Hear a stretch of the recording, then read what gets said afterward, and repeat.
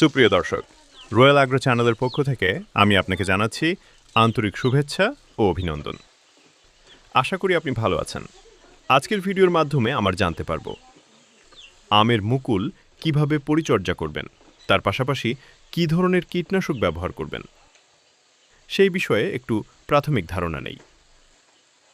পোকা ও রোগ দমন মুকুলে সাধারণত হপার পোকা ও ছত্রাক আক্রমণ করে। হপার পোকা হলে ইমিডাক্লোপ্রিড 0.5 মিলিলিটার প্রতি লিটার পানিতে স্প্রে। ছত্রাক মুকুল পচা হলে ম্যানকোজেব 2 গ্রাম প্রতি লিটার পানিতে স্প্রে, সকাল বা বিকালে স্প্রে করুন। 4. সার ব্যবস্থাপনা। মুকুলের সময় বেশি নাইট্রোজেন সার দেবেন না, গোড়ায় হালকা করে পটাশ, এমওপি, জিপসাম দিলে ফল ধরতে সাহায্য করে। 5. কুয়াশা বা ঠান্ডা আবহাওয়া হলে কুয়াশা বেশি হলে 7 থেকে 10 দিন পর পর ছত্রাকনাশক স্প্রে করুন।